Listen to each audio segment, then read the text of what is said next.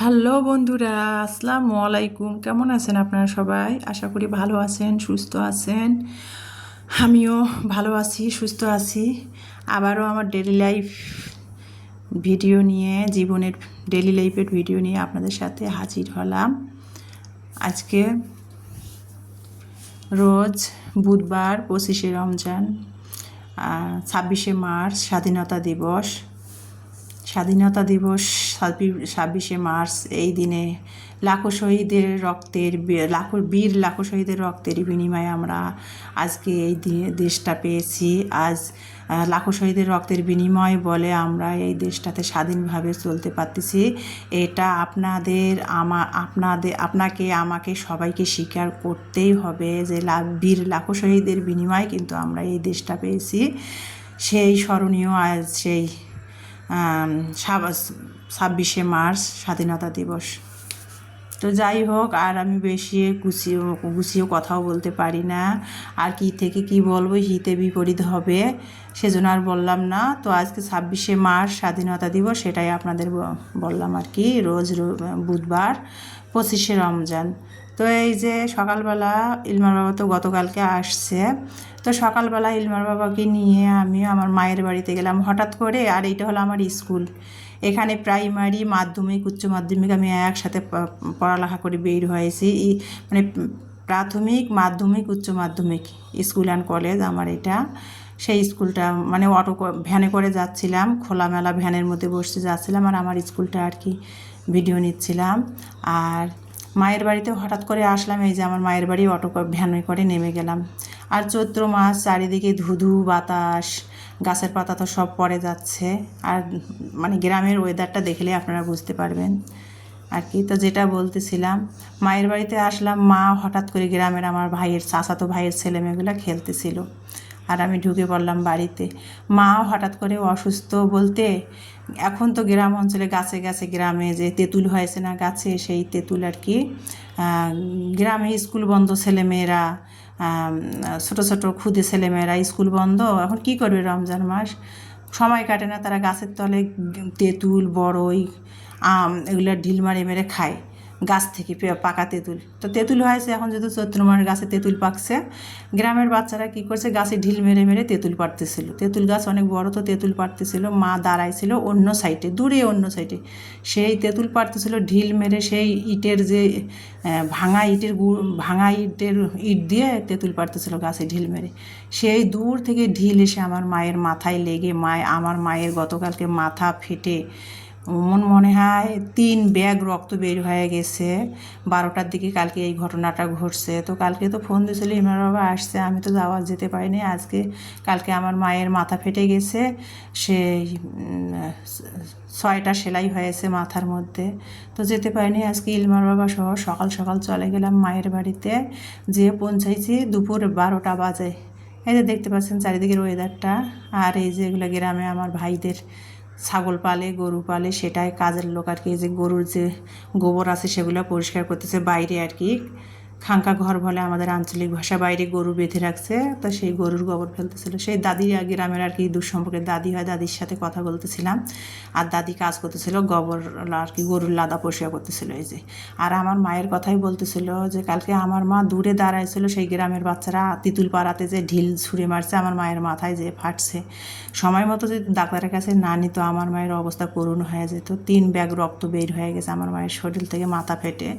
তো যাই হোক, আমার বোনের বাড়ি কাছে, আমার বোনকে খবর দেওয়া হয়েছে, বাড়িতে তো কেউ থাকে না। আমার বোন এসে তাড়াতাড়ি হাসপাতালে নিয়ে যে আমার মায়ের মাথা সেলাই করছে, 6টা সেলাই করছে। তো সেই জন্য আর কি ইলমাকে বাসায় তালা বন্ধ করে রেখে আমার মাকে দেখতে গেলাম। ইলমার বাবা সহ আমার মায়ের বাড়িতে গেলাম মাকে দেখতে। আর এই যে আমার ভাই আর কি গরু পালে, তো গরুর এই যে ঘাস কাটতেছে, এগুলো ঘাস বাড়িতে লাগাইছে, চাষ করছে ঘাসগুলো। গরু পালে তো গরুর খাওয়ার জন্য তো কিছু ইয়ে করতে হবে। গরু পালে সেই গরুর ঘাস লাগাইছে, সেই ঘাসগুলো কেটে নিয়ে আসলো জমি থেকে, এনে কাটতেছিল, গরুকে খেতে দিবে। 12টা 1টা বাজছে, গরুকে খেতে দিবে। তো যাই হোক, কৃষক মানুষ গরুর ঘাস কাটতেছিল। আমার ভাইয়ের সাথে কথা বললাম, আর এই যে হাঁসগুলো দেখেন, মানে বাড়ির পাশে যে নদী আছে, বিল আছে, বিল থেকে দুপুরবেলা এখন হাঁস আহার করে, এখন বাড়িতে যার যার ইয়াতে ফিরতেছিল, হাঁসগুলা বড় বড় এক সাইজের হাঁস দল বেঁধে যাচ্ছিল। মুরগি গ্রামের মুরগি তো পালার লাগে, আহার দেওয়ার লাগে না, এমনিতে আহার করে। আর এই যে দেখেন এগুলো হারাম প্রাণী, যেটা আমাদের নাম বলাটাও পাপ। সেই হারাম প্রাণীগুলা মানে দূরের 2 গ্রাম দূরের আর কি, 2 গ্রাম দূর থেকে আসছে যারা এই হারাম প্রাণীগুলা পালে। এগুলোর নাম বলবো না, আপনার ভিডিওতে দেখলে বুঝতে পারবেন। এগুলোকে নিয়ে আসছে মানে আশেপাশের জঙ্গল এগুলো একবার সাফ করে দেয় খেয়ে, সেগুলোকে নিয়ে আসছে। তো সেটাও আর কি একদল, তো মানে 100টার উপরে, দেখতে ভালো লাগছে, সেটাও ভিড় ক্যামেরা বন্দি করে নিলাম। আর দুপুরবেলা আগে পশু পাখি, হাঁস মুরগি ভেড়া গরু ছাগল আর কি বেঁধে রাখছে। রোদ তো চৈত্র মাস রোদ, মাঠ থেকে এনে এনে ছায়ার মধ্যে বেঁধে রাখছে। তারপরে মায়ের বাড়ি থেকে চলে আসলাম। মায়ের বাড়িতে গেছিলাম সকাল 10টার থেকে দিকে রওনা দিয়েছি, 12টার দিকে পৌঁছাইছি। মায়ের কাছে 2 ঘন্টা বসেছিলাম। মায়ের কাছে বসে থেকে তারপরে মার সাথে কথাবার্তা করে, মা শুয়ে আছে, মাথা ফেটে গেছে যেহেতু, কথাবার্তা করে 2 ঘন্টার জন্য গিয়েছিলাম। আবার তারপরে বাসে করে আর কি চলে আসলাম। তো এই যে চলে আসার পথে সৈয়দপুর যে বাস টার্মিনাল আছে না, দিনাজপুর ঠাকুরগাঁও পঞ্চগড় সৈয়দপুর যাইতে যে 4 মাথার মোড় বাস টার্মিনাল, সেখানে তো বিখ্যাত, যারা যারা উত্তরবঙ্গে চলাফেরা করেন তারাই জানেন সৈয়দপুর বাস টার্মিনালে শুটকির আড়ত, বিখ্যাত আড়ত।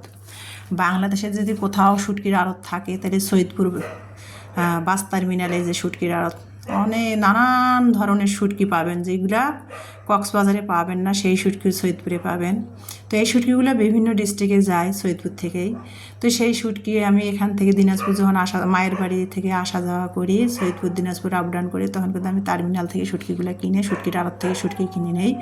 তো তারও কোনো ব্যতিক্রম না। আজকে আসছি ইলমার বাবা সহ, রমজান মাস যেহেতু, মাঝে মধ্যে একটু শুটকির ভর্তা, শুটকি ভুনা খাইতে ভালোই লাগে। তো ইলমার বাবা এখান থেকে শুটকি নিচ্ছিল, দেখতে পাচ্ছেন। বরিশাল থেকে ইলমার বাবা লোনা ইলিশের শুটকি নিয়ে আসতে চাইছিল, লোনা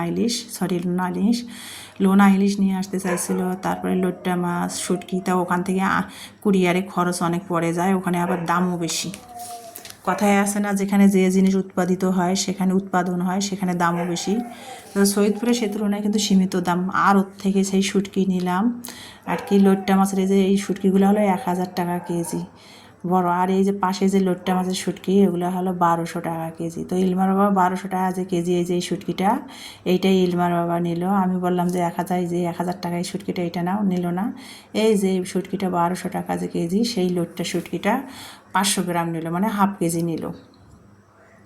ও বলছে অল্প খাবো, ভালোটা খাবো। তো এই লোট্টা মাছের শুটকি হাফ কেজি নিল। তারপরে এই যে কাচকি মাছের শুটকি নিচ্ছিল, মানে এখন গরম কাল পরে যেহেতু গেছে, মানে লতি দিয়ে রান্না করলে কিন্তু ভালোই লাগে কাচকি মাছের শুটকি, ভর্তা ভাজি, সেই জন্য কাচকি মাছের শুটকি নিলাম। তারপরে ছোটো কাচকি মাছ ভর্তা খাওয়ার যে সেগুলো শুটকি নিলাম। শুটকি কিনতেছি আর এই দরদাম করতেছি ইলমার বাবা, আর সেটাই আর কি আপনাদের সাথে ভিডিওতে একটু শেয়ার করে দিলাম। শুটকি কিনতেছি, সৈয়দপুর টার্মিনালে শুটকির আড়তে আসছি, বিশাল বড় শুটকির আড়তটা। আপনাদের সাথে ভিডিও করবো না তা তো হয় না, যে রাস্তার এ মাথা ও মাথা 2 পাশেই আর কি, মাঝখানের রাস্তার 2 পাশেই শুটকির আড়ত। তো ভিডিও করবো না তা সেটা তো হয় না, আর শুটকি কিনবো না সেটাও তো হয় না। তো শুটকি কিনলাম আর সেটা ক্যামেরা বন্দি করে নিয়ে আপনাদের সাথে শেয়ার করে দিলাম। আর আমার ভালো লাগা লাগাগুলো সবই তো আপনাদের সাথে শেয়ার করে দিই। আপনারা যেহেতু আমার পরিবারের একজন, আর আমি আপনাদের আমার পরিবারের একজন মনেও করি, তো সেটাই আপনাদের সাথে শেয়ার করে দিলাম। তো শুটকি কেনা হলো। তারপরে ইলমার বাবা আর আমি রাস্তা পার হচ্ছিলাম, মানে রংপুর থেকে যে গাড়িগুলো দিনাজপুরে আসে, গেটলক গাড়িগুলা, মেল গেটলক গাড়িগুলো, সেগুলোতে উঠবো। তো তো এত পরিমাণ যাত্রী টার্মিনালে, তো ভিড় হচ্ছে। ইলমার বাবা আর আমি দাঁড়াই আছি, বাস ধরে তারপরে দিনাজপুর চলে আসলাম। আর এসে দেখি আমার মেয়ে, দেখেন ইমানি আর কি, বড়া ভাজছিল সুজি দিয়ে। আমি বলে গেছি আজ কোনো ভাজা পোড়া করবো না, তো তারপরেও সুজির বড়া বানিয়েছি ইফতারের জন্য। আজকে ওই যে ফ্রিজে দই ছিল, দই, চিরা, কলা, তারপরে ঘোল, সেগুলো আজকে ইফতারে আয়োজন করেছি। যেহেতু মায়ের বাড়ি থেকে আসছি 4:30টার দিকে, তো সেই জন্য সেগুলো আয়োজন করতেছি। তো আজকে দই চিরা দিয়ে আমরা ইফতারটা আজকে 25শে রমজানের ইফতারটা সেরে নিচ্ছি, আর আপনাদের সাথে সেটা শেয়ার করে দিচ্ছিলাম।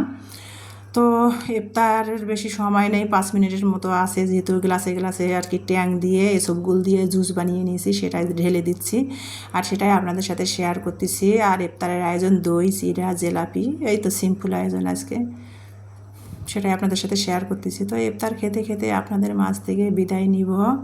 সবাই ভালো থাকবেন, সুস্থ থাকবেন। আর আমার ভিডিওটা দেখার জন্য সবাইকে অসংখ্য অসংখ্য ধন্যবাদ।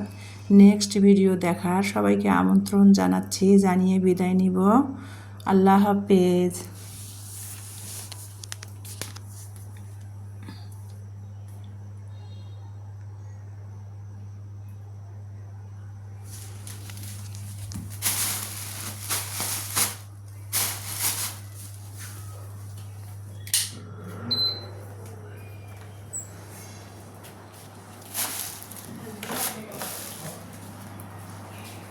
হয় না।